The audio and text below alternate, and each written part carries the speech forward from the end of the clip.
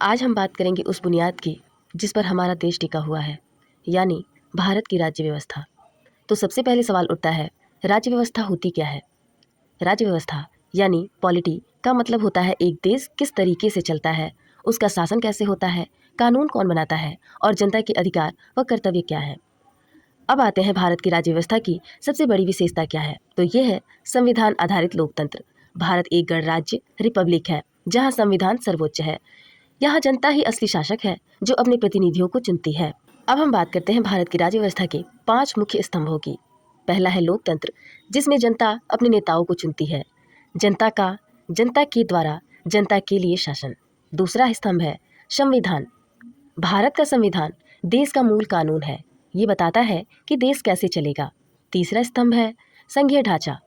भारत में 2 स्तर की सरकारें होती हैं, केंद्र सरकार और राज्य सरकार। चौथा स्तंभ है विधायिका, कार्यपालिका और न्यायपालिका का विभाजन। विधायिका का कार्य होता है कानून बनाना, कार्यपालिका का कार्य होता है कानून को लागू करना, न्यायपालिका का कार्य होता है कानून की व्याख्या करना। अब हम आते हैं 5वें स्तंभ पर, धर्मनिरपेक्षता। भारत का कोई राजधर्म नहीं है, सभी धर्मों को समान अधिकार मिलेगा। अब हम बात करते हैं कि भारत की राज्य व्यवस्था को चलाता कौन है। तो पहला है राष्ट्रपति, देश के संवैधानिक प्रमुख। दूसरा प्रधानमंत्री, कार्यपालिका का मुखिया। तीसरा है संसद, जो कानून बनाती है।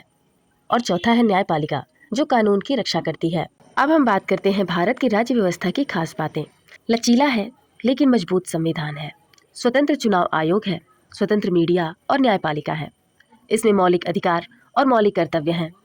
आरक्षण प्रणाली सिर्फ सामाजिक न्याय के लिए ही है। भारत की राज्य व्यवस्था सिर्फ सरकार चलाने का तरीका नहीं है, ये हमारे अधिकारों की गारंटी है, हमारे लोकतंत्र की जान है। ऐसे ही ज्ञानवर्धक और पॉलिटिकल कंटेंट के लिए जुड़े रहिए पल्लवीज राजनीति के साथ। Thank you.